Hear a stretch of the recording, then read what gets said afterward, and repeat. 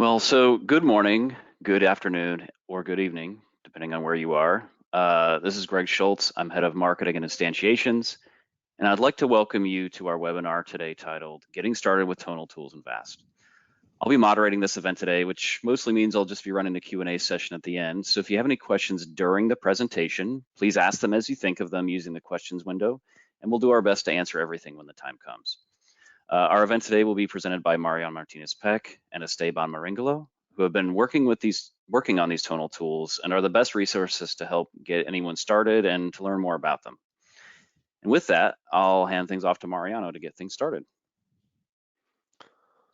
Okay, thank you very much, Greg, and welcome everybody. As Greg said, the title of today's presentation is Getting Started with Tonal Tools in VAST. We will see the reasoning, some concepts, and some practical demos at the end. Before going forward, I would like to introduce myself. As Greg said, my name is Mariano Martinez-Peck. I work as a software engineer for instantiations. And today I will be talking also with Esteban Maringolo, which is also a software developer at Instantiations. And we have been both working on this project on Tonel since a couple of years at this point. So we thought it might be a good idea to share some knowledge and some concepts behind this project. So I hope you find this useful.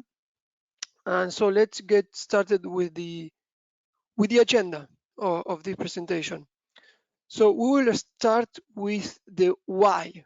Why are we investing in Tonel? Then we will see where we are, what is our current status. We will follow up with some details about the Tonel spec, specifically some concepts behind that. We will continue with the Tonel tools, which is kind of a set of abstractions or a set of tooling around or on top of Tonel that we have on VAST. Then we will have two demos, two practical demos.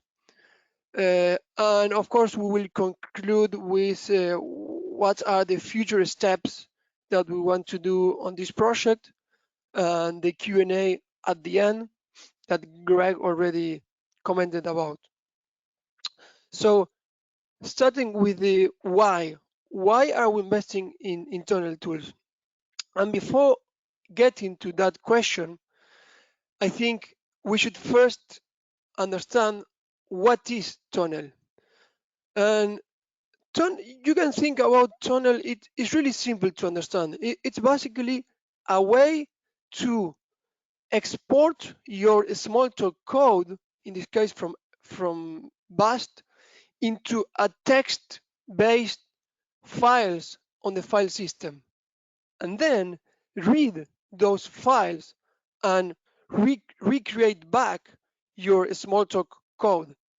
So in other words, it allows you to take applications, packages, configuration maps, classes, methods, and export that into files in the file system, and then reload that into a Smalltalk image in the form of method, classes, applications, config maps, etc. So you can think about it like a file out that has been around since forever in almost all the Smalltalk dialects.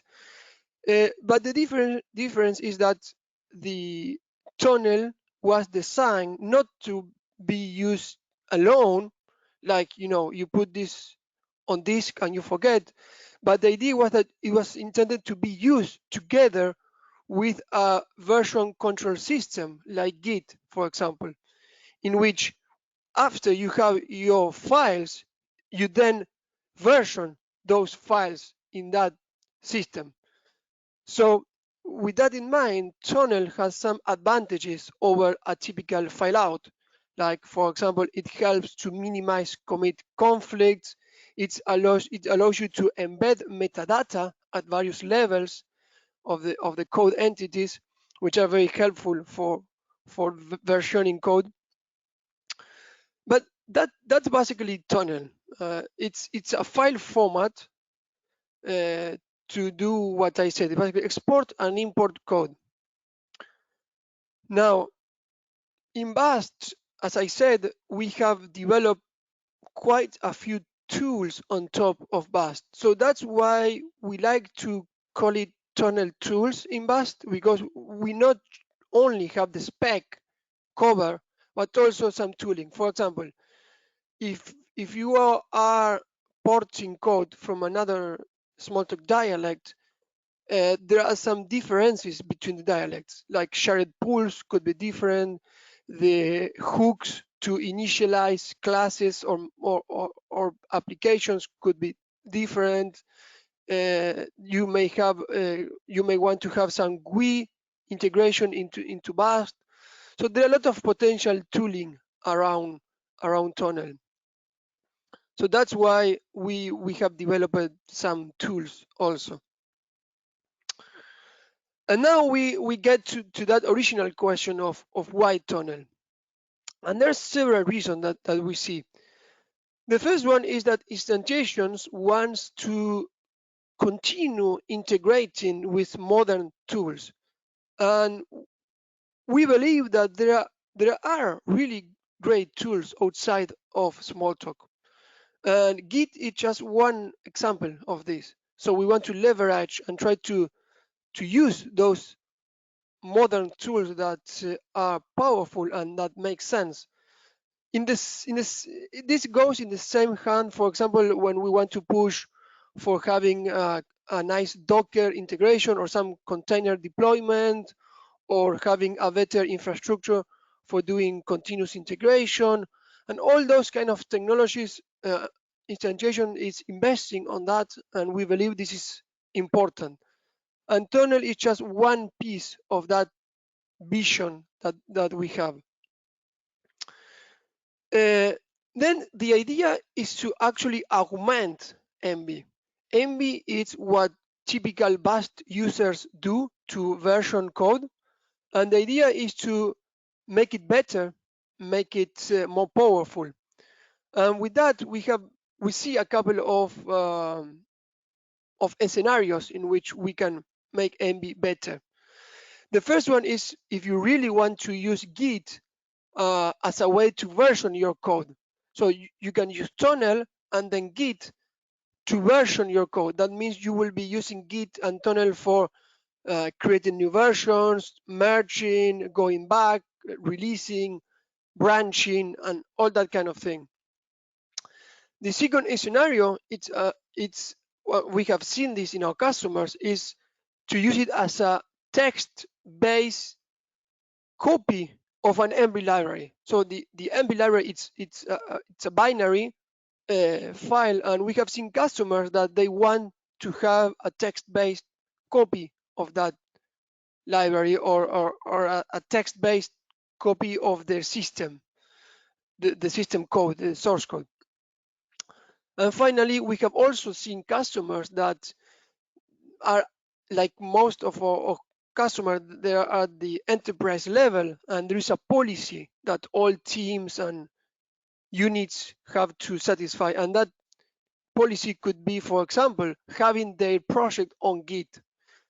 And that doesn't mean that they have to use Git to version the code. So some customers are fine with just using Envy, but they have the need to put their project into Git because it's a mandatory thing within the organization. So as you can see, there are many scenarios in which we can augment Envy with this Tonel and Git support. Then another great idea is to leverage GitHub features. GitHub comes with a lot of really nice features, like allows you to fork repositories, allows you to make pull requests. You can have start a project. You could have an integrated issue tracker, and so on. I mean, everybody is using GitHub now, and it's not by chance. It's a really nice infrastructure. And of course, once you put it in GitHub, it also allows you to increase the visibility of a project. So this makes a lot of sense for open source project, for example, because it increases the visibility. It also helps to improve the dialect portability, and this is because Tonel has been implemented in other dialects too. So that allows one to export and import code from the different dialects and contribute to multi-dialect open source projects, which is a very nice idea. And finally, Tonel helped us with the problem that MB may be slow over one, depending on your usage. So this is Tonel and Git. It's an alternative that we are investing for this to overcome this potential limitation. So that being said, let's see at what is the current status. And the truth is that we have been developing Tonel since 2 or 3 years now. And we are at the stage of we have shipped Tonel in the latest BAST release for the first time in BAST 10 or 2021. We released Tonel, so we believe it's in a production ready state. But we are at the phase where we are gaining adoption, and I will show you some examples of why, or what do I mean by that. So, for example, we have created our instantiation account on GitHub, and you can see there there are multiple projects for different languages. We have projects in Smalltalk, we have projects in Dart, projects in C, and but what I want to say is that all the ones that are with Smalltalk there, they are all with Tonel. And again, this helps us give us visibility of instantiations in GitHub, and it allows us to make some projects open source and put it there for the community. And continue with the open source idea, we have also created what we call the BAST Community Hub, which is a place for our customers to contribute and share their open source projects. And again, all of these are done with Tonel. And we have some really nice examples. Like, for example, we have a TensorFlow wrapper for doing machine learning. We have a small wrapper of Amazon AWS. We have Jamstone examples. We have SUnit extensions, just to name a few. And we would like to keep pushing this aspect of the Bash Community Hub. And then, of course, we also have some customers that have already started using it. In particular, there is one customer that has a 2.5 million lines of code based system. And they have started to use Tonel and Git to manage such a huge system. It's 2.5 million lines of code, so it's really big. The good news here is that the customers, this customer was able to identify a lot of performance problems because we never had the chance to try with such a big project, and they were able to contribute back a lot of enhancements, a lot of reports, and we were able to improve it a lot by now, and we keep doing that. And so we are having a really nice collaborative approach with them, and we hope we have this also with other customers. So if you like to use Git and Tonel, you can get in contact with us, and we will really like to help you go that path. And finally, just to show that we are kind of eating our own dog food, I wanted to share that we have used Tonel to port the latest stable version of Seaside to BAST. So the next release, bus 2022 or 11, bus 11, it will come with the very latest version of CSI, and that happened using Tonel. We were able to port this CSI project with Tonel, and CSI is really huge project. So I think it's a really success story. This is a blog post that I wrote, and you can go into our website and read it because there are a lot of interesting tips if you are porting to Bast, which may be of help, I would imagine. Okay, so now I will hand it to Esteban, that he will talk about what is Tonel, the details and the spec. So let me change the presenter to Esteban, and he will continue from there.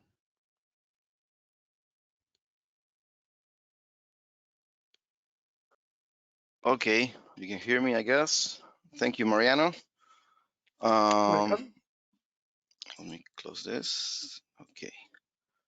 Well, Mariano showed us the why and give us a quick overview of what Tonel is and what is the Tonel tools. I will get a little more into detail about the Tonel specification and what is the Tonel tools that we have. Let me, okay, let's make a quick recap based on what Mariano said and with some extra detail. Well, as Mariano said, it's just a plain text based source code persistence. It just specifies the format and the files needed for what it is, a Tonel repository.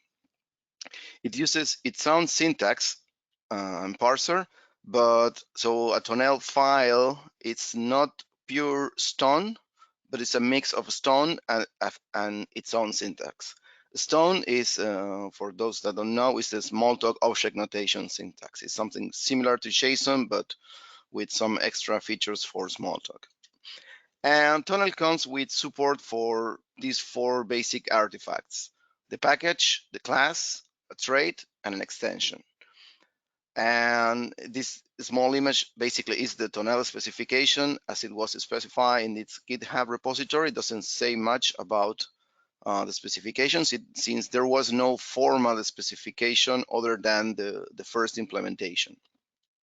And this is what at class definition basically is how it's serialized using Tonel. You can see that the first part here where it says class and the first section between the brackets, that's Stone syntax, and the next part is just a mix. Basically it's just you have a method declaration and you have that is pure Tonel syntax. Tonel as a format comes, as I say, with some features and support for some artifacts that are common in other dialects, but doesn't come with some particular things that we have in Bast. For instance, in Bast we have multiple method categories. We have, let's click here, public and private methods that are not defined as a convention in a category, but as a native attribute of each compiled method.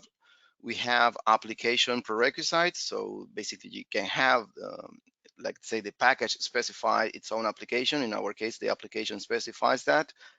And we can have applications and sub-applications forming hierarchies of arbitrary depth. So we can have, let's say, a sub-application of 3 levels. Yeah, that's mostly what you're going to see, but it's not a flat system. And some branches of this hierarchy tree can be loaded based on some conditions at the load time. Like for instance, if you're loading something for a specific operative system or some other conditions that you define, for instance, if you're in production or development, etc. And the shared pool is a part that we're going to go into detail later, but basically the shared pools in VAST are first class objects that are declared using pragmas and not subclasses of shared pool, basically. So there are some semantic equivalences and differences between VAST platform and what Tonel specifies. For instance, as I said, the main part of Tonel is the package, and in Vast we have the application, or in some cases the sub-application, as the container of classes and methods and extensions. In Vast, as I say, we have the sub-application, and they can form a hierarchy. There's nothing for that in Tonel. In Vast, we have the conditions. There's no support for that in Tonel. And we have the extension, which is the extension is basically when you extend a method in a package other than the one the class was defined. And both Tonel and Vast has support for that. Tonel has support for traits. We don't have that in Vast. And as I say, Tonel specifies shared pools as regular classes. There's nothing special in Tonel for shared pools, but in Vast they are defined by pragmas. And of course, Vast has its own dependency mechanism, which is the configuration maps. And Tonel has no specification for that because it's just a format to specify something. And this is where actually that's why we call Tonel tools on top of Tonel. So what are the Tonel tools? Well, Tonel tools is just a set of tools that enable you to export your code from Vast and import it into Vast again from a Tonel compliant repository. Or you can actually import code from other dialects into Vast, I mean. So there's a small stack here of pieces that work together. Let's assume that we have some application in our image and we want to export it to a Tonel repository. We have one of the parts is the Tonel writer. This basically takes an application and writes it as a package into what is basically a repository. This is a good thing to remark here is that when we are exporting, we are actually exporting from the image. It's not that we can take any application from the MV library, and this is for the Vast users. We have to first load the application and we'll read the source and all the things from the image. It's not that we can export directly from the library, as is the case, for instance, when you're exporting something using a binary format, the regular .dat file. Once you have this Tonel-based repository, then the reader uses the parser in tandem. They work together and to create the object model. What we create here is basically an abstraction for each one of these artifacts that are in the repository. For instance, we have one instance for each method, one instance for each class, one instance for each shared pool definition, etc. And then the loader will use all these abstractions and create its own for some other things that are missing, and it will load each package as an application, and it will work on a per application basis. It's not that we can specify, I don't know, 500 packages and it will load all together. It will be one by one, but there will be an order that can be specified, and we will talk about that later. So as I say, if there is an app sub-app hierarchy, the loader will build that hierarchy based on different things that we will show later. But that's the part where the Tonel loader is like the core part of these Tonel tools when we are loading. One thing that is also good to remark is that each one of the parts here, the writer, the parser, etc., they work independent. I mean, there are different pieces, and of course the loader depends on the reader and the reader depends on the parser, but they are basically separated. So you can extend or you can modify or use it as you want. And in the case of the loader, as it happens with the writer, that we have to first load from the library and then export to Tonel. In the case of the loader, it will first compile things in the image, and then it will do all the versioning, all the editions and all that stuff in the library. So as I say, there are some gaps that we mentioned in the semantic differences before. So how do we bridge those gaps? Well, the basic way we found to do this is to write extra metadata in the file, basically. So we have metadata to specify the parent, the sub-applications, the prerequisites, and it looks like something like this. This is basically a package where it's just a regular Tonel package. the name is a core attribute of this packet, of this artifact, but we extend that with some VA prefixed attributes where we put all this information. And you can see here there's a condition. For those that are familiar with VAST, they will recognize this as just as an application. It looks very much like that. And for the case of the methods, we have multiple categories. We do the same thing. For the visibility, it's the same. You can see here, for instance, a method with more than one category. One thing that we do is we preserve the original category attribute of Tonel, but we extend that with the extra category. So if you are actually working on some open source project, it will be loaded in any other dialect with a single category, but in VAST, it will use the categories specified by VA categories. And in the method at the bottom, the initialize one, you can see that it says VA visibility private. Well, and now we come to the shared pools, which is our tricky part here, because in the spec they are basically classes. There's nothing actually there's nothing in the spec for shared pools, but the common in other dialects they work by being just classes, subclasses of shared pools, where each key or each value in the shared pools are just class side variables. And they are usually initialized using message sense, like some class side initialize. But in VAST, they are first class objects. They are defined by a declaration pragma, which is a special kind of method. The values can be initialized in the definition itself. They can have constant values. They are localizable using, I don't know, translation dictionaries, etc. So there's going to be a gap here, and this is where you're actually, if you're working only with VAST, I mean, if you're just exporting code from VAST and loading it into VAST, it will work just fine. But if you're working from VAST and just with some other dialect or from other dialects into VAST, there's going to be some conversion. So the keyword here is compromise. There are some things that you have to take into consideration when you're working on this. So let's say you are actually working on some project that you have in VAST and you want to share it with the rest of the world, because there are many cool things that are shared between VAST community but are actually useful. So the basic recommendation is to go to the lowest common denominator. So basically applications with a single depth of sub-application.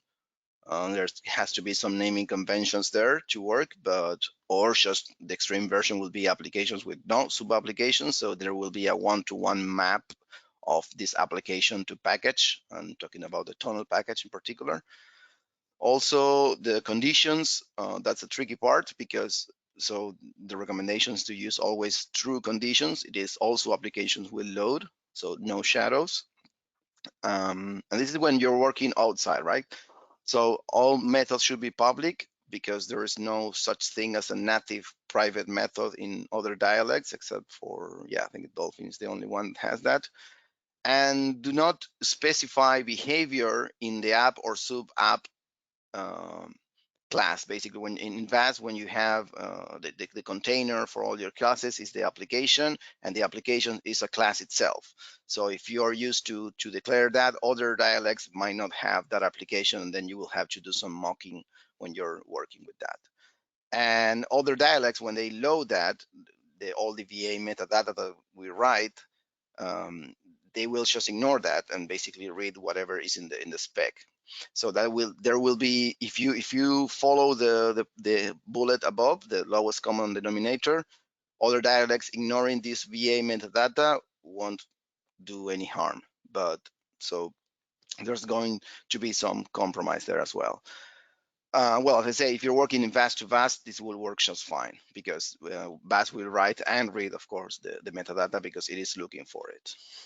And well, also there's this shared pool conversion. The Tonel tools will convert a declaration pragma into a class, and if it's a class, it will convert it back into a declaration pragma. It will just split the declaration and the initialization into two methods. But as I say, it still have some sharp edges. But as Mariana mentioned before, we are using Tonel to develop Tonel. And we use that to migrate Seaside and also the latest Greece version of that Greece library that Seaside depends on, and actually went even better than we expected, in the sense that we were expecting that when we work in cross dialect, it will cause us more issues, but actually it went pretty smooth. So let's say there are situations where the behavior that comes with the Tonel tools do not fit your needs, or either for exporting or for importing.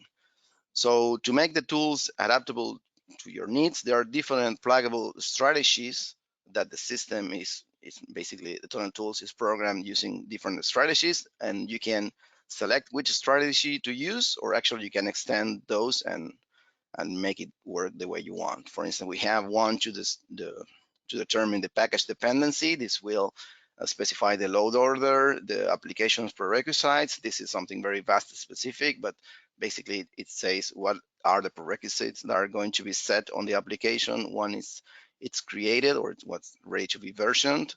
What is the base edition? Is that if you're loading something, let's say you're loading the application A into your library, and you want to first load the existing version and then apply the changes on top of that, or you want to just start from scratch. The naming, you can use a suffix, you cannot, you can do whatever you want. The mapping, this is very useful if you're actually migrating something from other dialect. This is something we use for Seaside, for instance. And the versioning is if you want to leave everything as an open edition, you want to use, I don't know, the git commit hash and the branch name, you want to use a specific version name that you want to assign. All these things can be controlled using strategies. And as I said, you can actually, if that doesn't fit, you can subclass from the basic class of the strategy and create your own behavior. And there is a small snippet that I think this was used to migrate Seaside, but yeah, but basically it's just how you specify that. In this case, we're using some convenience methods. It's not that you're just assigning the strategy to the loader, but you can actually do that as well. So that said, what I'm going to do is to show a very small workflow of how all these things work. So for that, what I've done is I created a very minimal application in Vast. And actually, there are 3 applications and config maps that have all the Vast specific features like public and private methods, shared pools, multiple categories, extension, config maps with required maps, etc. And I'm going to show you, basically, I'm going to simulate them 2 developers. I'm going to first pull a Git repository from GitHub that I had set up. Let me just stop the sharing and show the actual code. Hold on, let me, okay, screen this one. And I guess you'll see my screen now. I have set up a basic repository in Tonel format that is already in GitHub. You can see the source here. It has some applications. I won't go into the detail now. I will show you that later. What I'm going to do is basically to clone that repository using my Git account. I already have this repository here. I can go to repository and I can show you basically how this looks. And you can see here, it has the, I don't know, this, for instance. This is, as I say, this is the Tonel format. There's nothing specific about this one. Well, this one has a VA visibility attribute, as I said, but this is just regular Tonel format thing. You can have here the format, and we also add the format version because this is something we use internally. What I'm going to do is basically, I can show you, let me show the library here. I'm going to see, if you see at the left, there are this application, demo base app, mesh app, and this one are Tonel packages that are going to be mapped into applications and sub applications when I load them. I'm going to use this.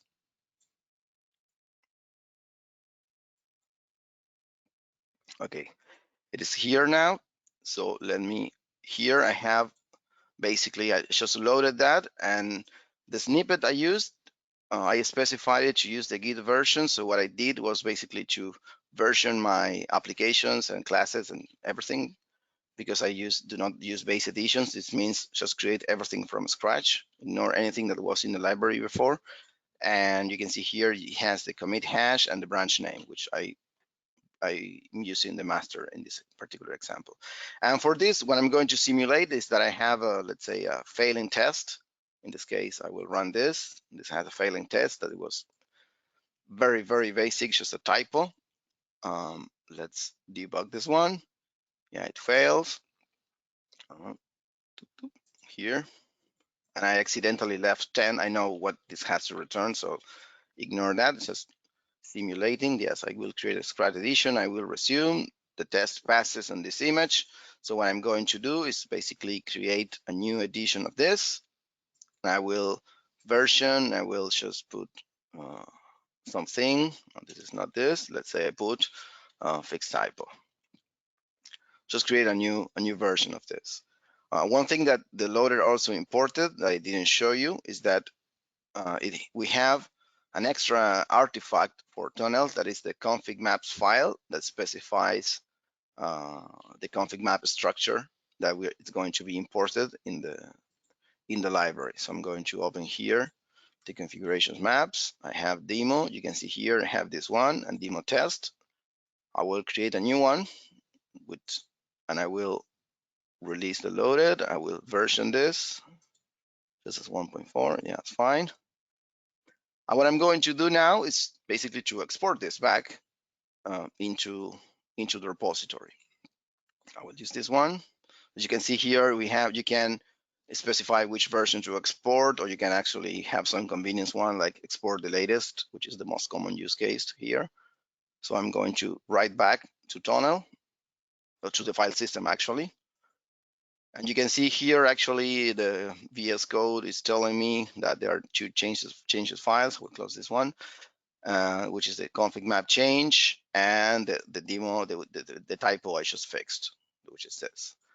Of course, I can also use my command line here, but let's say I just everything and then fix typo. And now I can push back to the origin repository, which is my GitHub repository. And then it pushes back, and you can see if I open this repository, it should show that I just committed something. Yes, and you can see here, this is just regular GitHub workflow. Well, actually, regular GitHub workflow would have used branch, etc., but I didn't want to go into these details. It's just committing to master using a master-only approach. And now I'm switching I will close this image.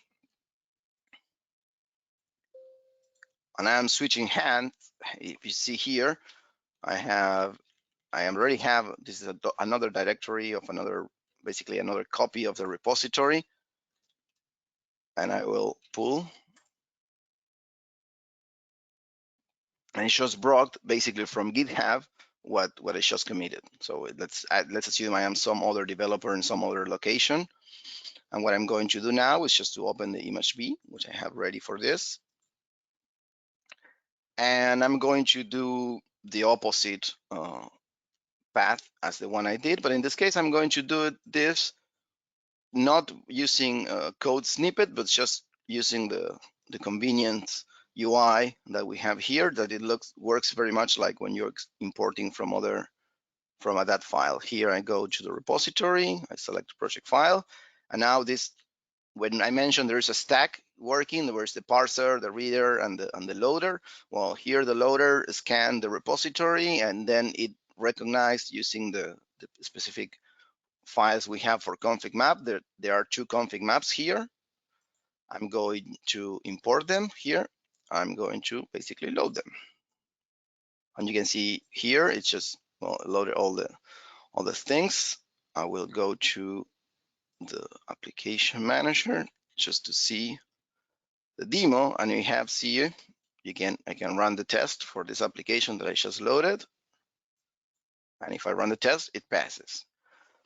So let's wrap up what I just did. I went pretty quick, and the application is very, very basic, does nothing basically. It just has some basic structure here and nothing else. But what we wanted to show you here is like, for instance, that you have, if you look in the, where's the, here, if you look in the structure, you can see that there are some, well, there's some class.st, that's the Tonel file for a class definition. But there is this one, there is an actual an extension that specify uh, which class it extends. In this case, it's a demo object extension, and this is the method that it's extending. You can see here there is a specific package for a Tonel package for a sub application, but when we are loading that back, you can see in the here that actually gets converted into a sub application. And that's because, well, this specifies the parent, but also the base app has in the package declaration, it has the conditions and which sub application it contains. So there's a two-way relation there. And this basically shows you how you can actually use VAST and leveraging things like Git to collaborate with somebody that is not actually on the same location as you. And this is very useful not only for open source project, but if you have nowadays very remote workers and they're working on some specific parts of the system, you can not work with the whole system on Git, but you can, but you can just maybe just have some parts and share them across a remote Git repository. And of course, then you can just get into all the common GitHub things like using Git flow, pull requests, etc. That said, I'm going to give control back to Mariano, who is going to show you a slightly different example. Instead of just working from VAST and importing that back into VAST, he's going to show you how to migrate something that is in just a regular Tonel repository from other dialect and just migrate that into VAST. Let me share my screen.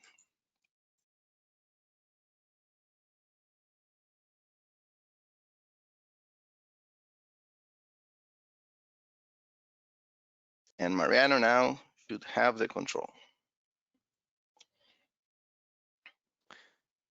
Okay, thank you, Esteban. What you should see now on the screen, it's a project on GitHub, which is called CSI Font Awesome. And as Esteban said, Esteban showed a demo on how to use, with a typical workflow on how to use BAST with Tonel and Git and everything inside BAST. This example is the other scenario in which we want to make some open source project, some portable or multi-dialect approach. And in this particular case, what I will show is the case where you see a given Smalltalk project in Tonel, and you would like to port that to BAST. So this example, it's from Astares, and it's a CSI wrapper of a very known library, which is called Font Awesome. Font Awesome provides you a big family of icons that you can use to render in your web application. This library, it's used in lots of projects these days, even outside the Smalltalk. It's used like any other external JavaScript or CSS library. So what this project is a CSI wrapper of that library. So if we see the directory, we get to see the source directory in the repository, and you can see there are a couple of directories. It's one for each package. And if we check the properties file, we can see that this is actually Tonel as we imagine, and you can see just what the same layout that Esteban showed. You have a directory for each package, and inside that package you have one file per class or per extension, and the package st defining the name of the package, and so on. So how do we port this to BAST?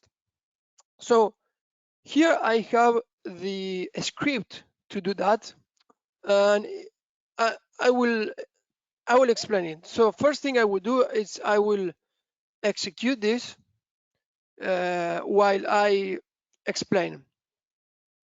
So we should see lots of things happening on the transcript. So the first thing is you have to clone the repository into your local directory. So I already did that step. So I did a git clone of the repository and I put it in C common development git CSI font awesome. So the script, what it does, it creates a reader on that path and then creates a loader with that reader. So this illustrates the kind of stack that Esteban was commenting about.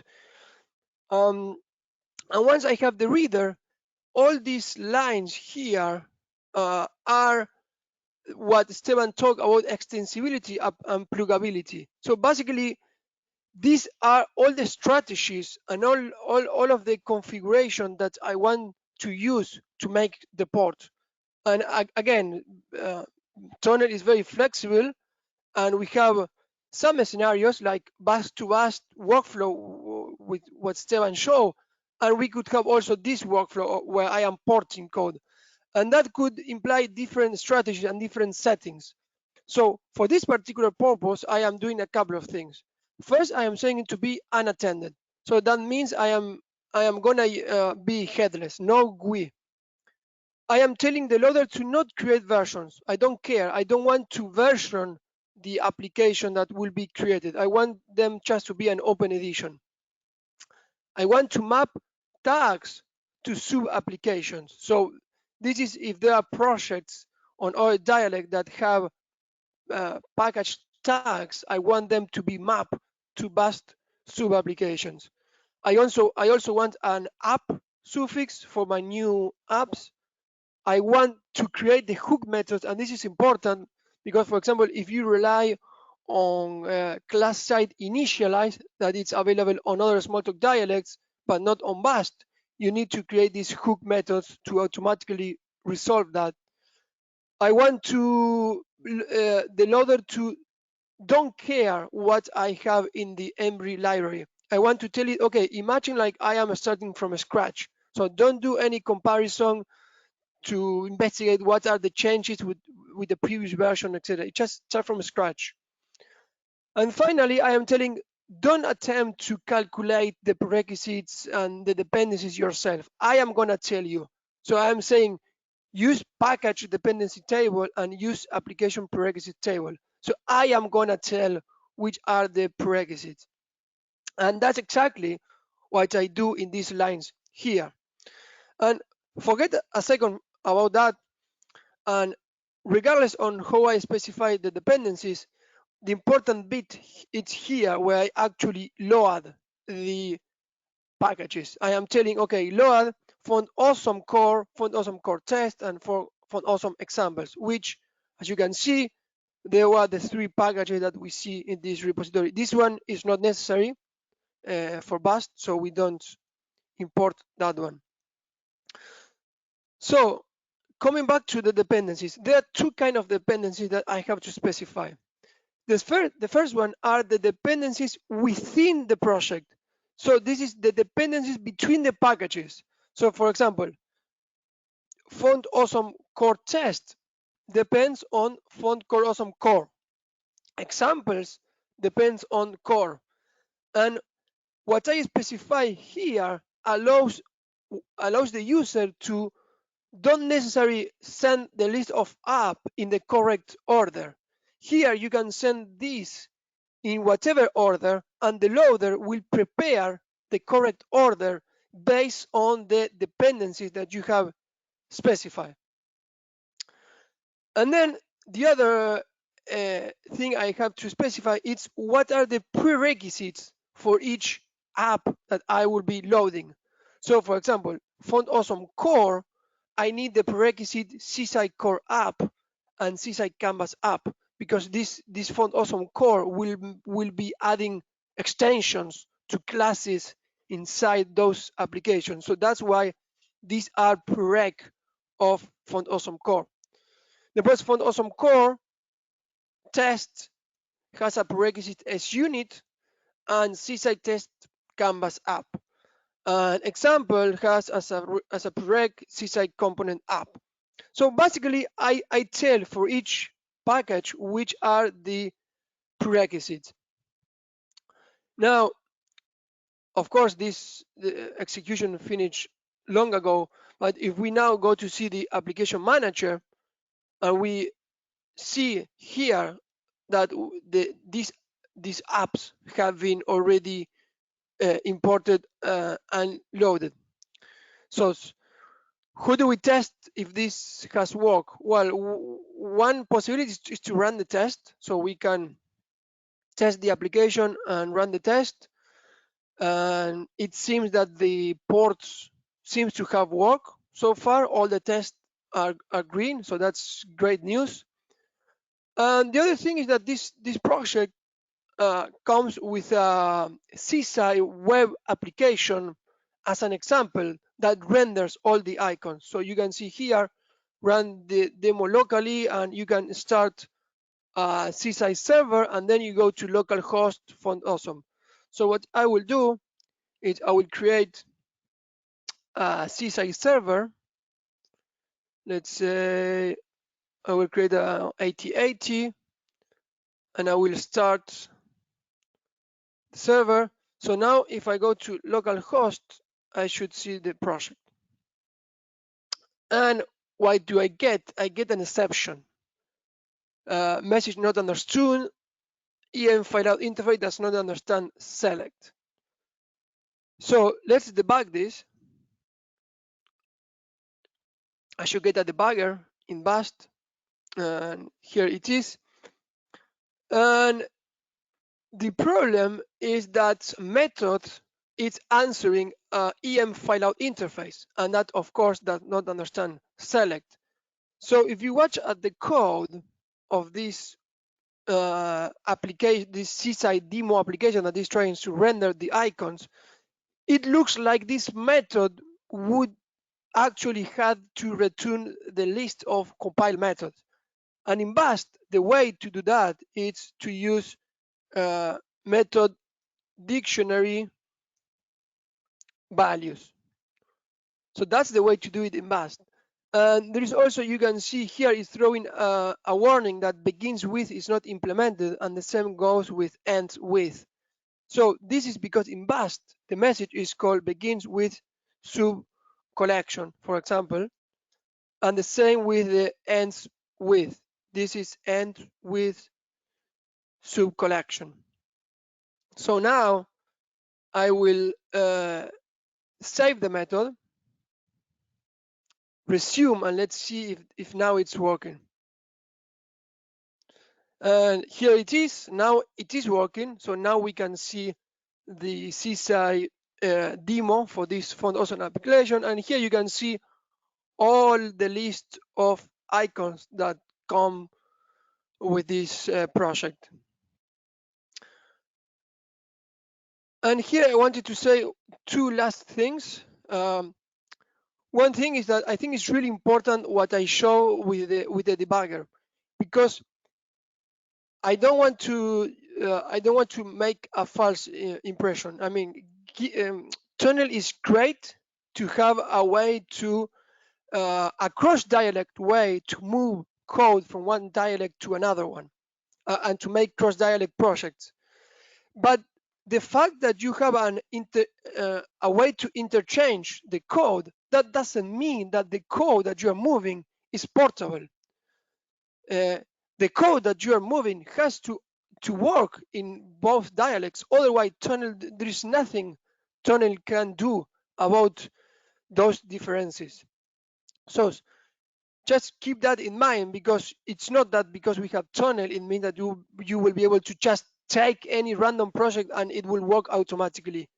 Depends on who has developed that project and if portability was in mind or not. And the second thing I wanted to comment is that exactly this approach is what we use to migrate seaside. In fact, you can see here, this is my real script to import Greece, and you can see it's exactly the same. And this is to import seaside, and you see it's exactly the same. It of course it has a lot more packages and a lot more of of um, packages, but it's the same. So I think that we are at a really solid state, and if you want to port other projects to Bast, I think that it should be fairly simple. Depends on how portable that project is, but you could see here I port this in literally 10 minutes. So I get that's it about this demo. And what I will do now is we'll we'll get back to the slides, and let's talk a little bit. We are about to finish. Which are the next steps? So something we are considering doing at some point, depending on the usage that Tonel gets, is a Git integration within Bast. So if you saw Esteban demo, you could notice that he was using the command line to um, communicate with Git, to do the clone, the push, the commit, etc. So something we are evaluating is it's a Git integration within Bast, so that you can do that from within the image. So this would be a really large project, of course, but we are actually considering doing that.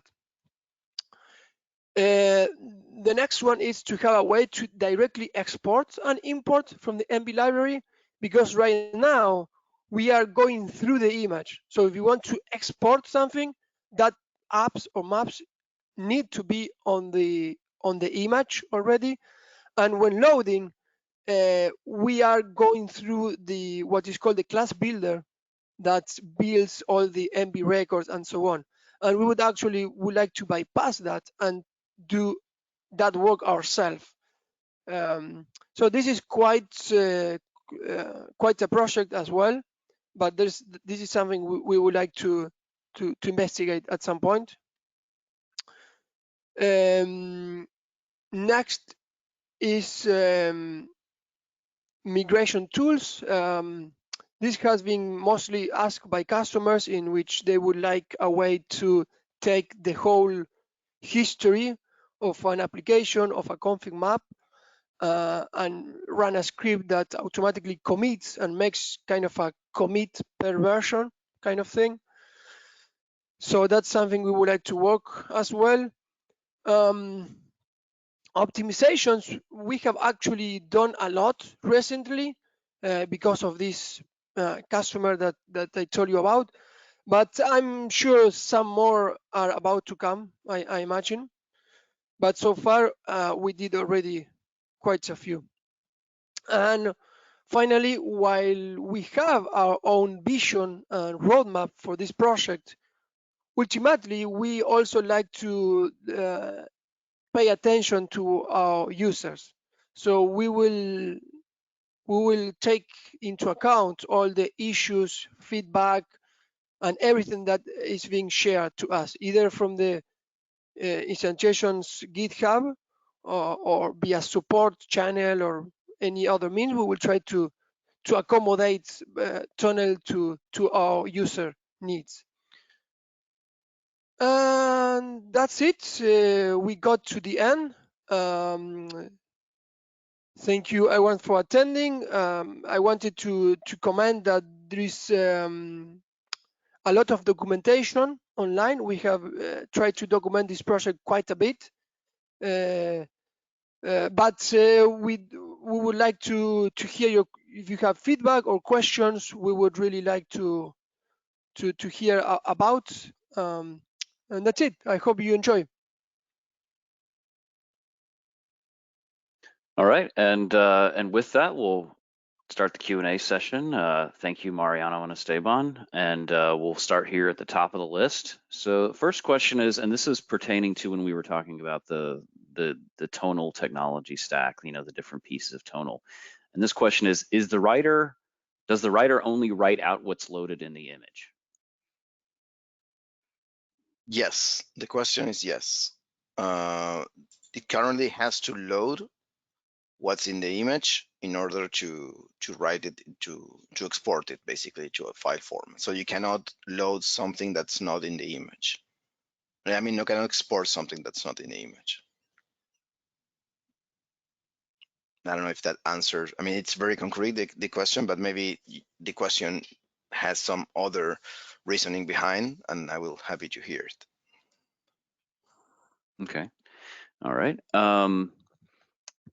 Other question is, can the entire library be written out? Well, we haven't tested, and the main thing here is that, as I say, it works on a per application basis. So you can export several applications at once, because actually we do that for Tonel itself and other projects as well. We haven't tried that. There are some features that we still need to add. If you're using library objects, for instance, that are some records that users saved in library. We are not exporting that to Tonel because actually it's way outside of Tonel. So we are extending Tonel to way beyond what it was designed for. But we will continue to do so as the need appears. But we haven't tried. I mean, we see no reason to do that at the current point. It's just to manage any project to the scope of a couple or a few configuration maps that you actually is the scope of that particular application, framework, library, whatever it's that you're working on. Okay, great. Okay, another question here. Will it be possible to have a writer that exports from an EM library to consider config expressions for different OSs, for example, or do you strictly need the loaded code for the writer to work?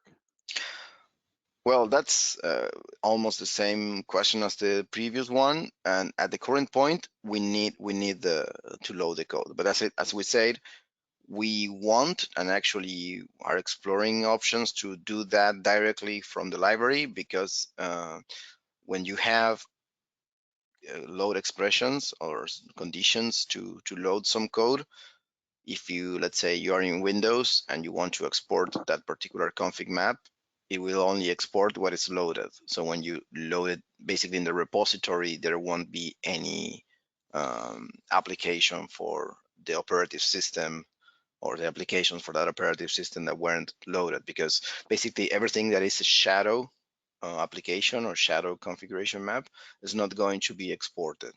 That's a limitation now, and that's why one of the reasons, not just for performance, but that's one of the reasons that we want to be able to more export from the library than actually import into the library. But actually, I think they will work together once we get that running.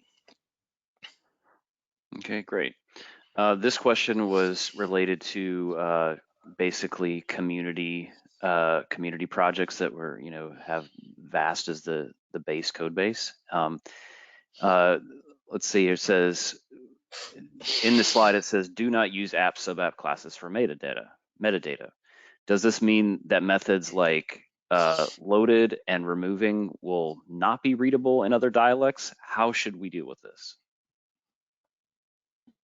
Well, the loaded, and that's a convention within VAST. Basically, it's something that it's like a hook method that you have in order to VAST to initialize that application or do some particular action when the application is being removed or loaded.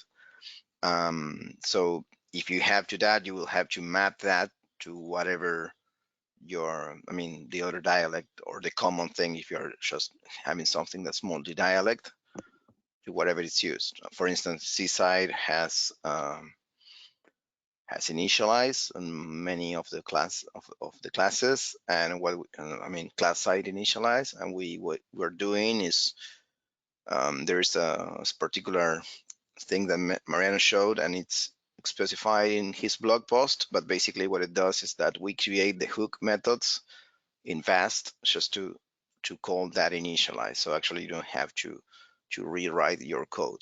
But that's one of the sharp edges things I mentioned in that slide when we were talking about cross dialect things.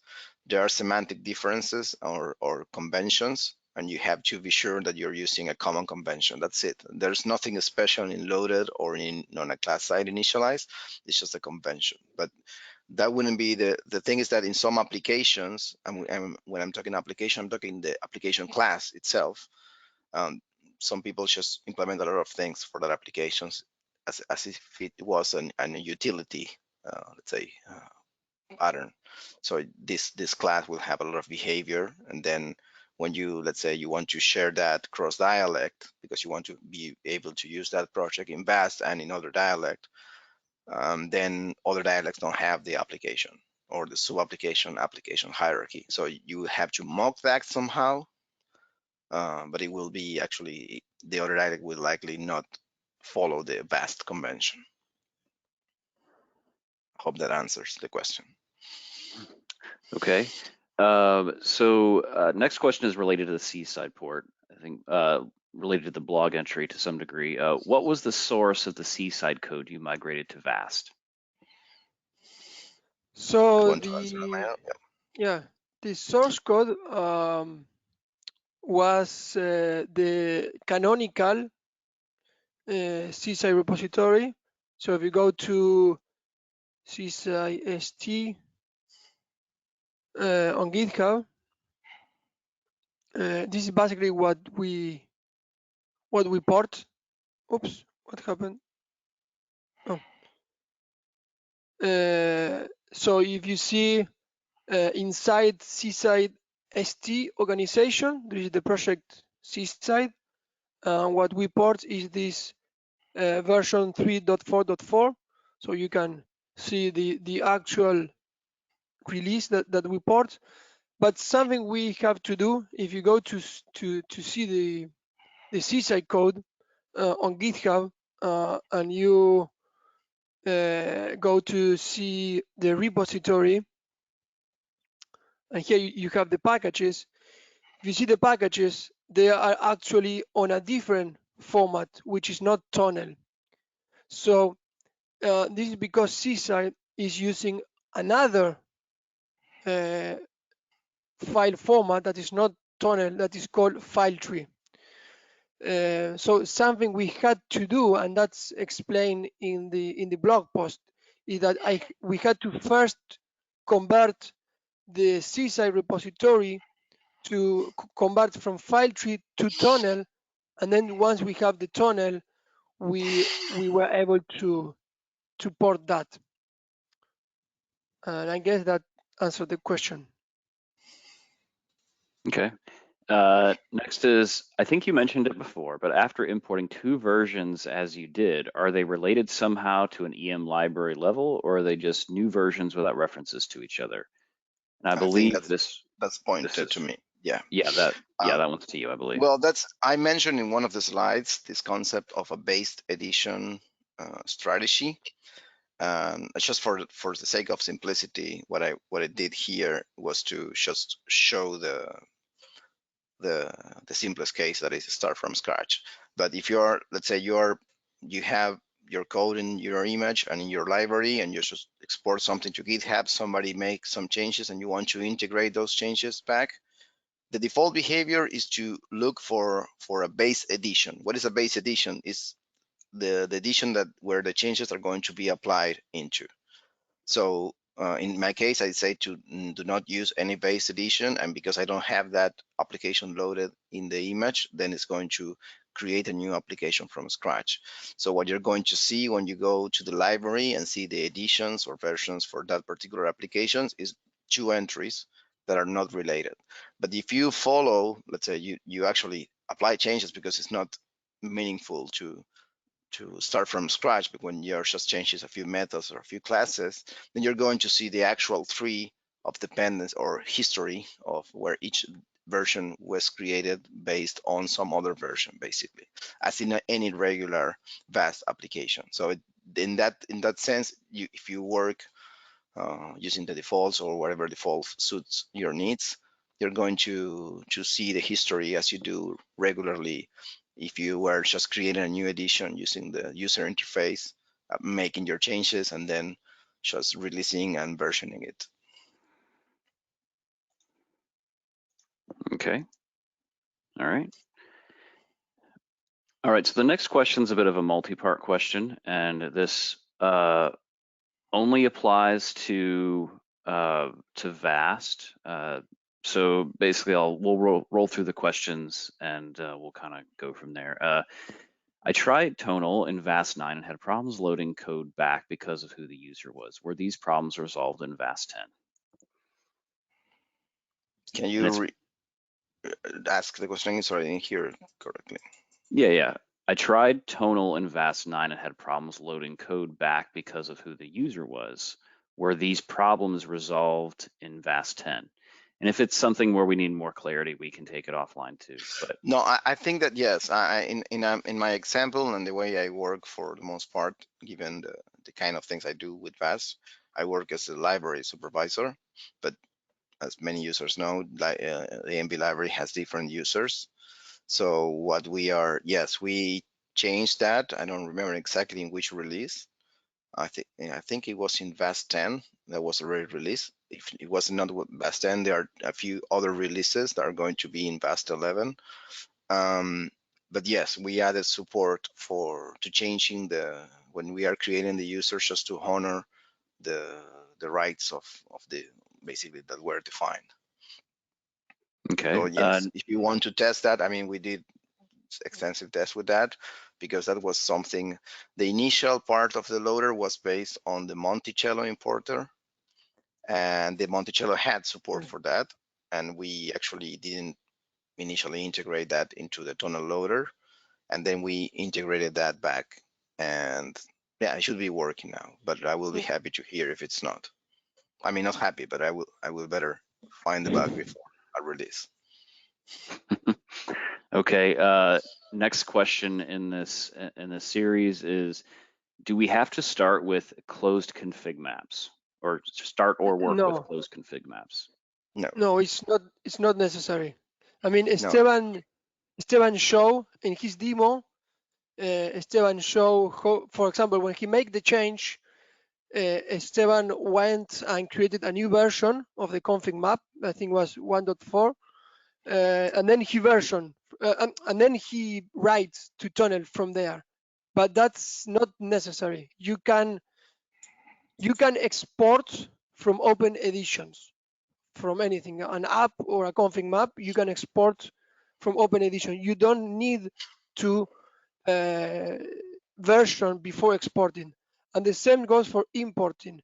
As you saw, there is a strategy that tells whether to version or not the applications, and so again, that's optional.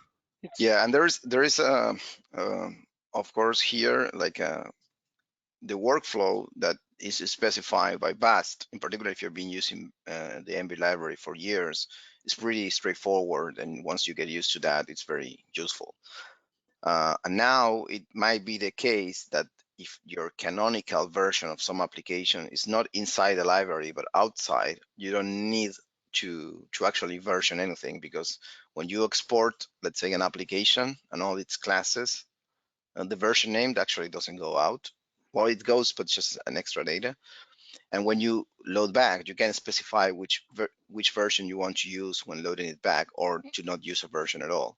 So let's say you want to use the commit hash, so you know actually at which point in the Git tree you are. Well, you can use that. So there is some mismatch, or not mismatch, I mean some overlap between the versioning done by Git, in particular for applications, and the versioning that you can have in GitHub. And how to actually bridge these two together is still a work in process, because it's not clear who should follow that, and that will depend more on your particular organization. It's not, I mean, you can use both, but it's depend on your workflow.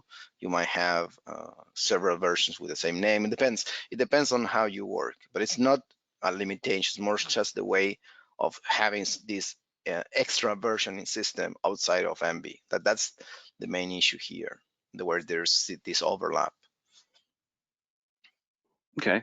And then the last question from the series is also, what happens with merging code? It would be great to be able to use Git to provide version control capabilities for many projects. So would Tonel be able to handle merging code from Git and bringing it back into Vast?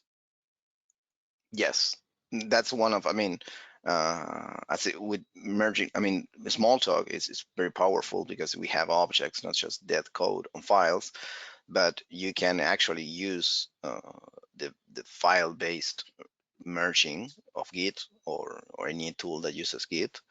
And that actually is very powerful. If you're using pull request on GitHub, for instance, you can just create a branch, commit to that branch, submit a pull request, and if there is no conflict on that, there will be a text file merge, and that text file merge will be, for the most part, valid tonal format. So when you load that back into Vast, that's going to have the changes that you just merged. I mean, you're not using any of the merging tools of Vast, but you're actually using the merging tools of a text file system. The thing with Tonel is that the way it's structured is that it tries to minimize merge conflicts. So that's the good part of using Tonel, and one of the main reasons we chose it instead of creating yet another file format that we only support. Great. Okay, and this one, Mariano's from your demo. What was in the baseline of Font Awesome package? Can you give some more details about what that was generally? Yes, that baseline package that we didn't import, it's because that package is for a framework that is called Metacello, that it's available in other dialects, and it just specifies which are the dependencies. So in fact, I can show you. If you remember, I had to specify, for example, the dependencies here. When if you remember, core test depends on core, example depends on core. I didn't have to guess this. Actually, I got them from the baseline. So if you see the baseline instance, I think it was baseline common.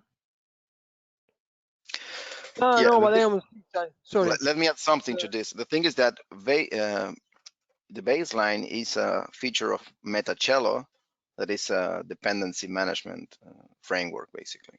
And the baseline is just the artifact to specify those dependencies. In Vast, we don't have Metacello, but because we have the configuration maps that actually provide the same feature of specifying dependencies between versions, etc. So we don't use the baselines because we have configuration maps. But that's if you look at the seaside port with this, actually we had to reverse engineer somehow the configuration, this baseline, into the package prerequisites in order to be able to load everything, because those dependencies are specified using Metacello. We don't have Metacello, we have Vast configuration maps, and as Mariano said initially, we're not ditching what we have in Vast in the MV library. We're just extending what we have without breaking the regular workflow of MV library users. Okay, great. Yep. Next question, is there a spec for Tonel? Is there one for the VA extension to it? The spec for Tonel, there is one. It's linked in the Tonel Vast library repository, and the Tonel tools, basically all the implementation we have. We've been using Tonel to version it, and actually we hit some bugs doing that, and we fixed. But it's very much documented. So basically, almost all the features that you have in the current Tonel tools are documented in GitHub. There's a extensive documentation. And if there's not, it just was an omission, not because we just forgot. It's just something we, I don't know, accidentally don't put. Yeah, if you go to that repository, you can see that there is a, well, in the README, it's pretty extensive, but there is a lot of, you see Tonel there in the first link, Mariano? Okay, I don't know, it went blank. The Tonel Which link link? in the introduction, there's Tonel. This one. Well, that one, yeah. That's you. That would do it. That specifies the format, but doesn't say much about the format. As I say, the spec is that particular snippet. That's it. I mean, there's not much spec. There was from people in Gemstone, they were trying to actually define a spec. It was this effort was led by Martin Feldman, I think, and basically this current implementation would be the Tonel version 0, the one that doesn't specify which spec it's using, and there would be a 1.0 when we actually agree on what is going to be the format. But that actually, that I don't know what's the status of that, but that was an initiative that is, I think it's still open. Yeah, but I would say that even if we don't have the spec, as Esteban said, we have a really lot of documentation that goes beyond the spec. So it goes with explanation about our extensions and how to use it, all the pluggables behavior that Esteban commented about, all the strategies. We have documented each of the strategies. How the shard pools handling works, that's a very Yeah, the tricky sharded part. pool. You see, for example, if we go to the strategies documentation, you can see that there are loader strategies, then there are writer strategies, prerequisite strategies, version strategy. So you can see all these have been really naming a strategy, package tag strategy. You see, it has been really well documented. Even if there's not a particular page to explain our extensions to the Yeah, spec. because the spec, I mean, it's just more as a guideline and a reference implementation, in particular from the parser.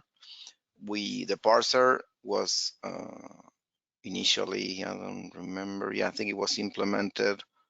The writer was contributed by one of our customers, and we extended it and modified it to accommodate for different needs. And the parser, Mariano write it, and it's just using the canonical one as a reference. But basically the specification is the implementation in this case. There's no formal specification. There's one attempt to actually reach a spec 1.0, but there's none at this point. Yeah, we Okay. have a couple of problems with the spec because, for example, I don't know, simple things, but depending on the dialect, some use symbols for the keys and some use strings, for example. And in Yeah. Bash, a string is not the same as symbol. And Gemstone had the same problem. So there are a lot of little details on the spec that we are not the first to find that out. Gemstone find them, most of them before us. So that's why there was this intention of writing down a more comprehensive 1.0 spec Yeah. where all of the dialects would agree on, but it's still yet not there, as Yeah, Esteban said. it was Martin McClure from Gemstone, the one Yeah. who's actually pushing forward a formal specification of with the actual syntax notation, etc. But that's Yeah. actually just the format. But as we said, In our case, Tonel is just as the smallest piece in the whole thing that we have invest. The most of the time, we are not investing time in Tonel itself. It's not that we are not interested in moving it forward, but it's actually more time in the loader, in the writer, in having all the features that Mariano mentioned that are related with more with the MV library than with the format itself. So we had some issues like the differences in some actually not, if you look at different Tonel repositories of other dialects, you will see that actually they don't follow the same convention all the time, because in some version they could be using, as Marion say, a string as a key in a dictionary, and in another one they might be using a symbol. So it's not even common within itself. But as we say, it's more of most of the work. I mean, in the stack, the Tonel loader is just the same size as the other ones, but actually most of the magic or the hard work happens there. Okay. All right. So just an announcement to all the attendees. Obviously, we've gone a little bit over time. This session will be recorded. We are going to continue answering questions, but if you've answered a question but you can't stick around, we will try to answer it, and it will be a part of the recording. So anyway, with that, we'll continue answering questions, but I did want to let everybody know that this will be recorded and posted onto YouTube afterwards. Okay, next question. Do you plan real-time design as Envy does, seeing my colleagues change the same second as saved in the browser? I want to add something to that.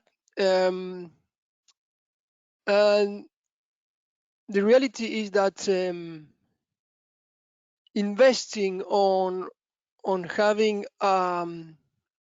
let's say a Tonel Git development experience completely integrated in Bast, it's not something small. I mean, if I have to think about everything we normally do within the browsers, like the application manager, the config Mac browser, and if I try to think of a whole integration at all the development tools, I would say that it's not something small. That question in particular that you ask, I think it's just part of that. It's about development tools about around Tonel and Git. And if I would have to answer your question, I would say, as always, it depends on how much traction the project has. So the more customers we have using Tonel, the more we will be able to invest and continue making it better. But I think it was part of it was not exactly the same, but part of the future work. It was not exactly the same, but when I commented the Git integration with Bast, I kind of had that idea where you can browse the Git versions, load, and have some integration with the browsers that you can browse the versions. If you see a new one, just load the new one. But again, I guess it all depends on how much we are able to invest. Yeah, I think that the question was about live editing or something, or Real-time design or real-time approach, that kind of thing. yeah. Well, it also Git and Tonel aside, that will actually be even not follow not even Git nor MV workflow, because in Git you don't see the changes of anything of anybody else until you merge the changes, or you just pull the changes from a particular remote or branch. And in the case of MV library, if you're not actually loading any version, it's more rich. Not, I wouldn't say to reach it, but it's actually more structured to actually help the workflow, not to have real-time editing where who will be the owner of some particular edition, etc. And what Mariano said about the future works and the Git integration, the first step would be to actually drive Git from Bast. The next step will be to actually have browsing capabilities of what's in the Git repository. And actually that's, you can do that actually now without even having the Git part, because we parse, when we parse the repository, we build, as I said, each, the loader, the reader, etc. They have its own abstractions. So if in the repository there are 4 classes, let's say, which 5 methods each, you will have those objects. There will be a Tonel reader class definition. There's going to be a Tonel reader method definition, a method extension. There's going to be a shared pool definition. So you will have all these abstractions that are actually already in place. And those are the ones that we use to make the difference, decide when to load something, when not, if there are changes between what's coming from the repository and what's in the image, etc. Okay. All right, next question. To import using Tonel, the source must also have been exported to Tonel. What other Smalltalk dialects can do that? Faro does, Squeak does. Dolphin, there's an exporter for Dolphin. Yeah. Gemstone does. Yeah, I think that's it. Yeah. At least that I am aware of. Yeah. Okay. And sorry, one thing great about this that maybe it's not obvious, but the fact that Gemstone also has Tonel, it's also because we talk about the open source aspect, which could go either way to any Smalltalk that has Tonel, but something that is not obvious, but I think we didn't do much experiments, but I think it's a potential interesting point is for the vast customers that use Gemstone, Tunnels allows them a way to do if the Gemstone usage it's headless. Imagine like a seaside or some HTTP REST or anything, it would allow customers to do develop on Bast, deploy on Gemstone kind of approach. So you can use Bast with all the rich development environment, and then you just use Tunnel to move the code to Gemstone. So that's also an extra benefit aside from the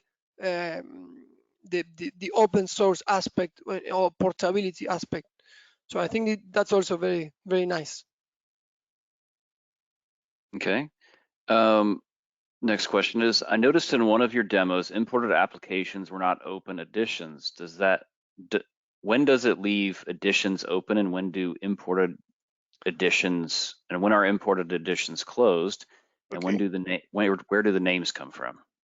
Well, Okay, that's so, part of. Oh, you want to answer? Answer. Yes, let me show it just in the code. So that happens exactly in the versioning strategy and in the what I have here. Here I am in my example, I am telling do not create version. So if you see at this, basically it's saying a version strategy that says no version. So it will not version the application are being loaded. nor If the you see class. Esteban's one did. So that's because by default it does, and that Esteban did not specify this in the loader. So that's why Esteban got version and I didn't. And where it grabs the version name from, it's again by default. No, if you see Esteban code, there was one line that he was doing loader use Git version. So if you when you watch this again on YouTube, you will see that he used this use get version. And you see, this uses a version strategy that gets the version from Git. So this one is actually Just a leave that little bit of an integration with Git in the sense leave that it leave can retrieve the commit hash and use that for the version string of the apps. leave Yes, that sir. open for a moment, because what we have here, the do not create version, use Git version, or other things. You can see here that in the Git version, I don't see the implementer. Open the implementer of that, please. You see that actually that's convenience, and actually it's in the category strategies convenience. You see that actually it creates the version strategy, and it creates a base edition. What does this mean? It actually means that if you're the commit has a parent, or many parents actually, in a Git repository. So what we are doing is that if you have a version in your library whose version name matches the commit of the parent commit of the repository, it's a little tricky, but try to follow me here. It will try to use that one as the base one. So basically, it will try to replicate the history or where to apply the changes the same way in the Git repository is actually the commit history is organized. But that's actually, those are, as I mentioned, those are strategies, and you have like 6 strategies, and you can use that, or you can mix and match depending on some are not matched with others, but not matchable, I mean, but you can mix most of them.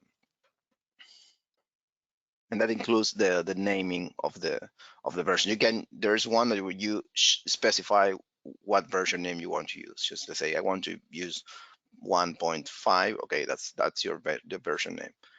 And there's another one I use in my demo, but I don't remember. Well, there's one that says force creation of editions, because if there is no change, the Tonel loader by default won't create a new edition of the method or the class. And if I force that, it will create new edition for each class, method, etc., regardless of whether there were or not changes.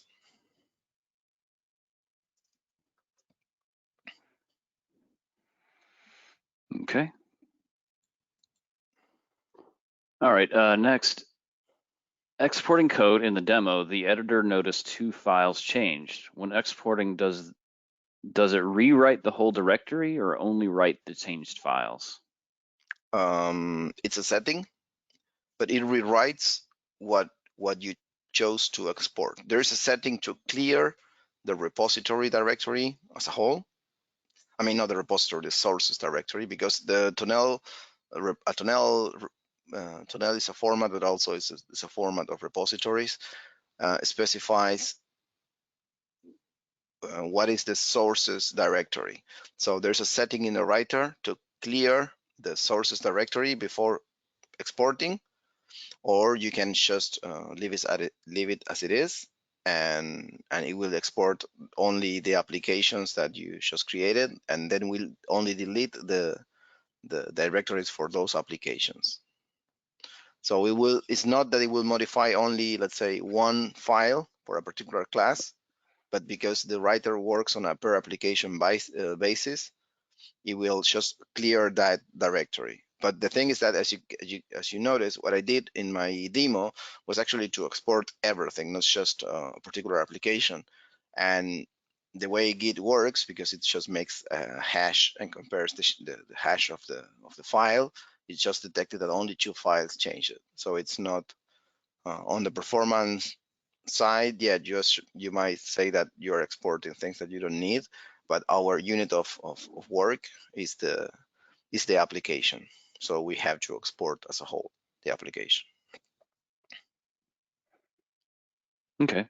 And then there's a question about documentation. Where's the best place to find documentation for tonal tools and VAST? Is it on GitHub or on the instantiations website? No, definitely the GitHub documentation. Start from the README, on the GitHub. From there are links to the different documentations inside the project. So if you see in docs, there are like 6 or 7 pages about documentation, but they are all reference from the README.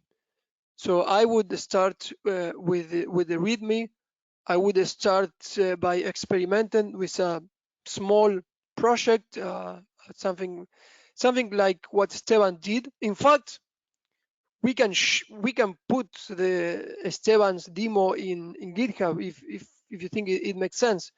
But I would start with something small like Esteban one, where you have some packages, some config maps, some classes with 2 or 3 methods. I would start with that before. I would not go directly into your huge project, but start with something small that you can understand. It's not the first time we talk about Tonel at presentations, so you can also watch previous presentation that we did. We did, I think, at least two other presentations that you can see again. And if you're a customer, of course, you can always reach to us through the support channel. We will be happy to help you. Yeah, and this is a particular case in VAST or instantiations where we actually have a tool that's core to us, or at least we want to make it more approachable for the user, that is open source, and it is in the instantiations organization in GitHub, because it's us who controls that. It's not a community project, but it's open, so you can, I mean, if you find something, you can always file an issue openly, or you can just fork it and just make some changes and submit it as a pull request. So it's yeah, I just wanted to mention that because it's one. There are not many things that we are working like this, and this is just also a good thing, that a good experiment. And actually, you can see that there were many people submitting requests, and actually they were, for the most part, valid requests, and we been integrating those requests and aligning that with the roadmap we have for VAST. And also, well, depending on the priority, because some things that are just nice to have features that are not very useful for all our customers. So what we do is basically we control and we prioritize based on aligning that with VAST releases itself. Okay. All right, and this question may have already been answered, but just for the sake of clarity, we'll ask it again. Is there an integration with Git, and if so, how does it work? The answer I is guess, no. yeah, we already. But it's the planned. first item in the next steps. Potential future state, right? Yeah. Yeah. Okay. The only exception, sorry, the only exception for that is that thing that we commented before, that when we said use Git version, that we can automatically get the commit hash of Git, but this is not wrapping Git. This is just looking at the files, at the metadata of Git in the file system. So this is not a truly Git integration, but no, the answer is no, but it's planned, as Esteban said. Okay. Another question here. Can the import and export work in the background so that changes are auto-written to files, and after pulling data from Git, it is auto-imported to VAST? Well, I don't know what you mean by background, but it can be. In the strategies, there are some strategies that are headless, as we call it, and others that are interactive. So for instance, the interactive one will just pop up a dialog and say, choose the prerequisites or something like that, or choose the version name, as you do when you version something using the UI. And the non-interactive, that are the ones that we've been showing, except for when I imported the configuration maps,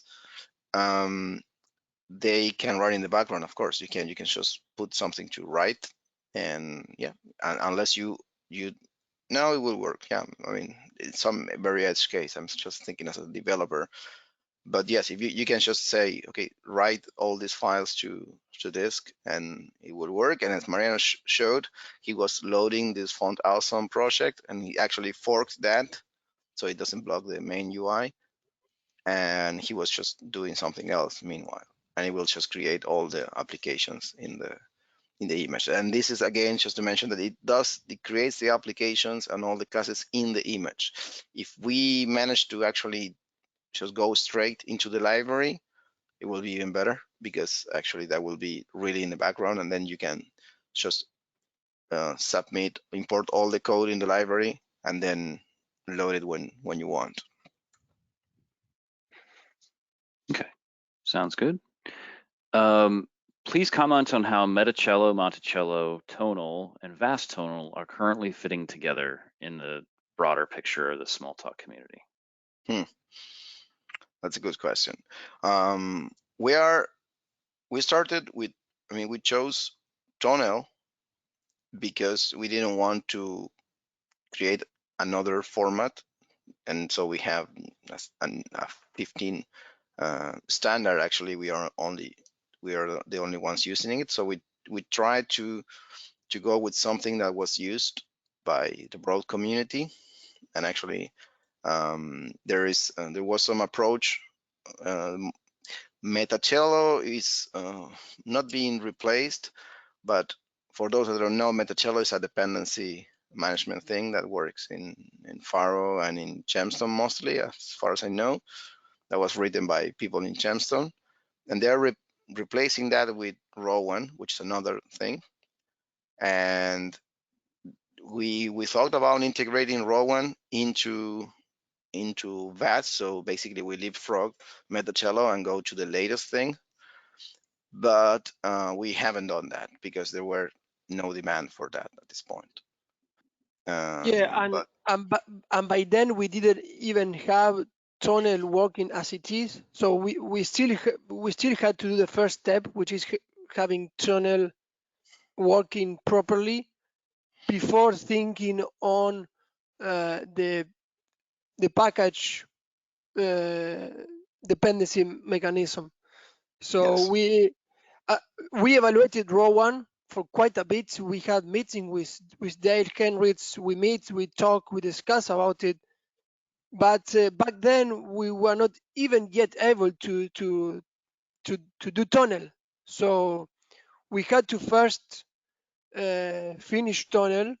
I think Tonel spec at this point is pretty much done.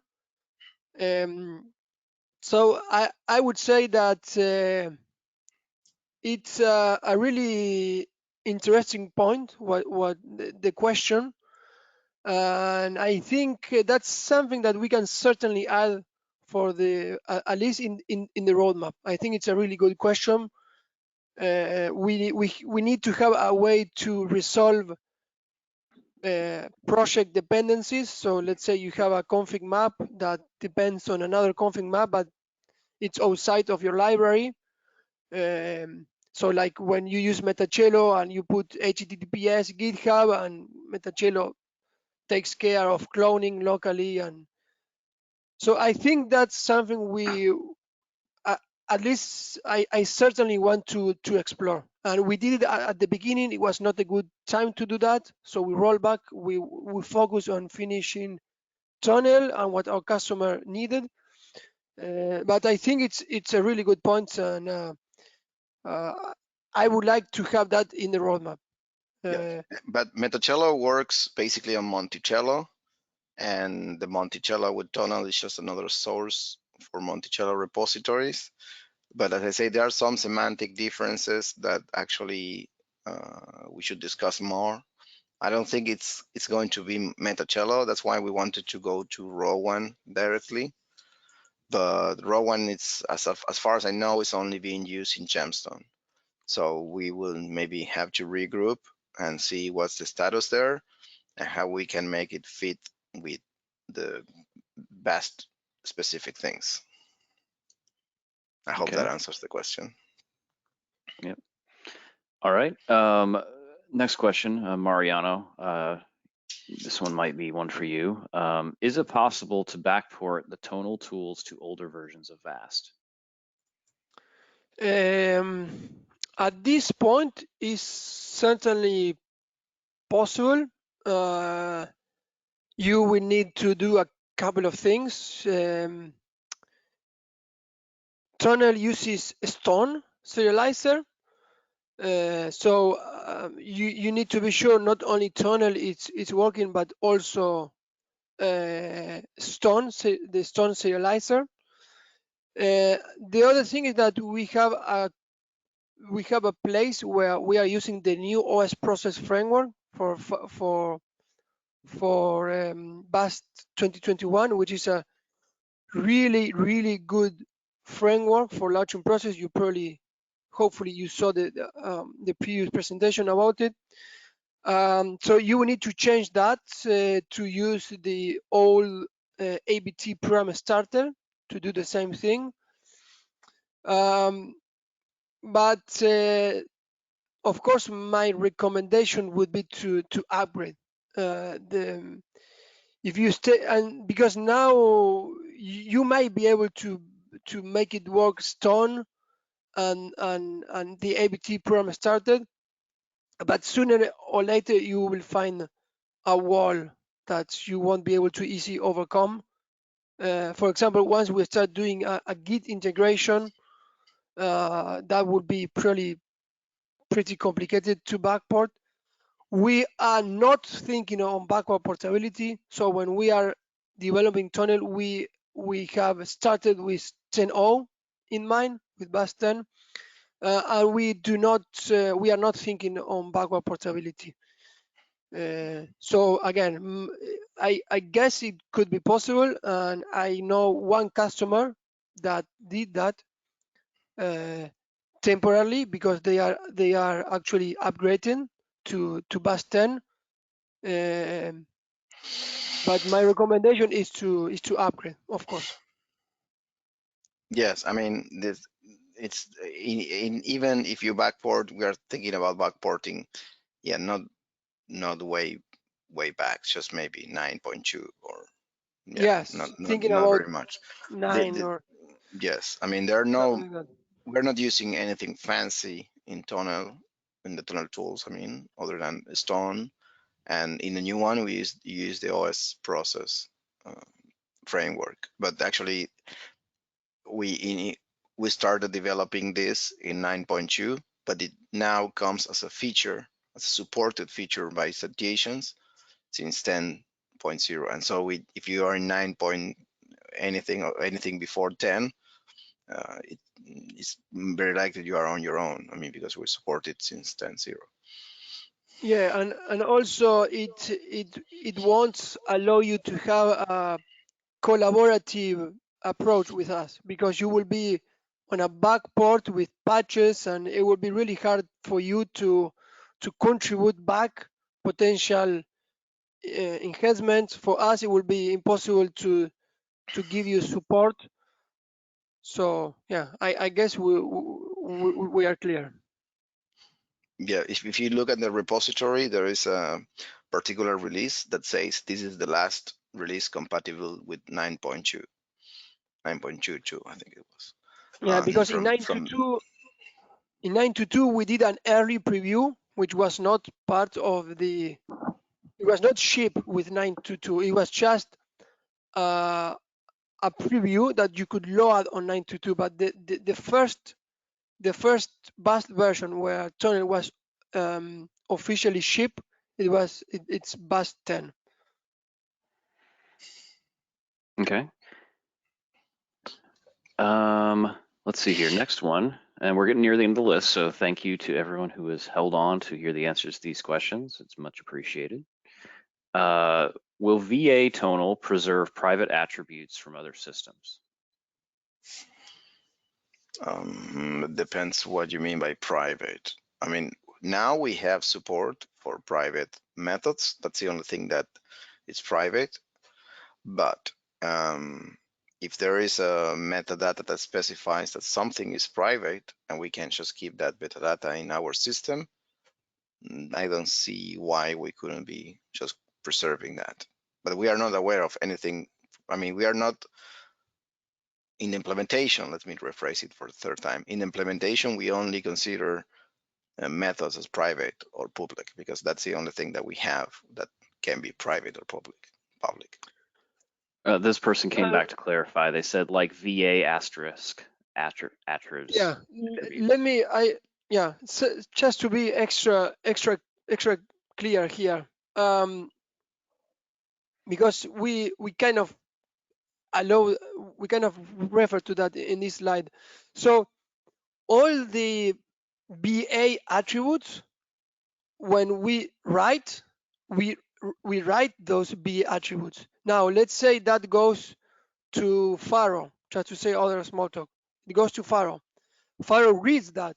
Faro ignores the BA attributes. So then you export again from Faro, and then the new files don't have the BA arguments. So when we load that on BAST, we lost metadata. So that all the VA specific metadata will be lost. So that's one thing to I would like to clarify. And the other one is about, in particular, about the private methods. We do not have anything to automatically map what other Smalltalks consider private to the way we do it. Because in other Smalltalks, sometimes the private method, it's not as it is in Bash, that it's something strictly made at the compiled method level, but it's just naming conventions. Like, I don't know, I put the methods in a private category, or I begin the method with an underscore or something. So there is no automatic mapping that when we read from other Smalltalk that could have done that to automatically understand that as private methods. We don't Yeah, have that. because in other dialects that don't have the native Boolean, let's say, for that, it's just a convention. And then if something says private in the method category, which has to be a one for many dialects, and actually for the ones I know, the only ones that have the same thing as vast is dolphin. I mean, it's the only one that has public and private as a native attribute of the compile method and can have multiple categories. That's the only one. And the other dialects is just a convention. Okay.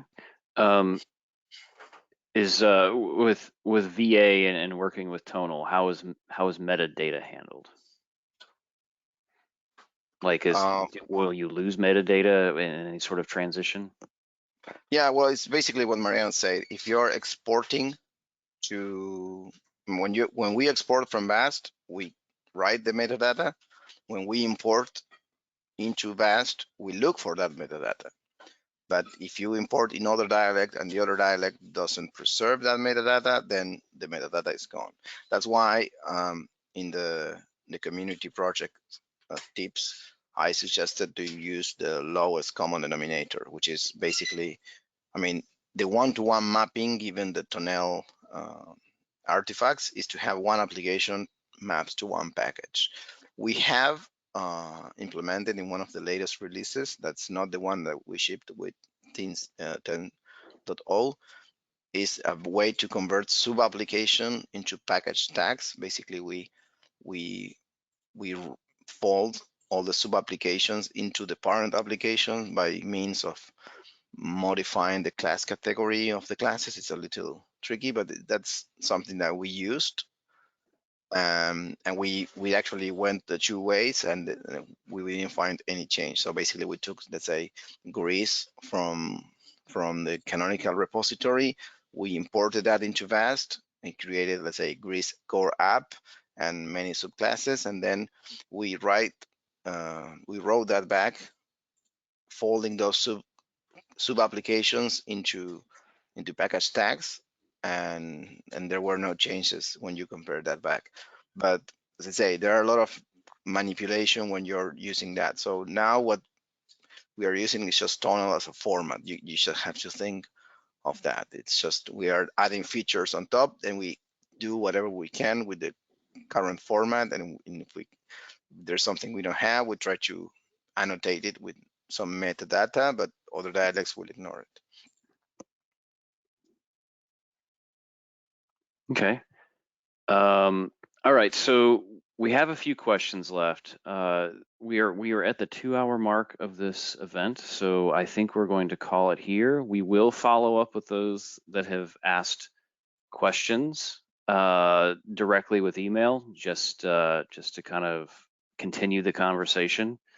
We'd like to thank everyone for coming, and stay tuned for the YouTube link for the recording. And again, thank you for joining us today.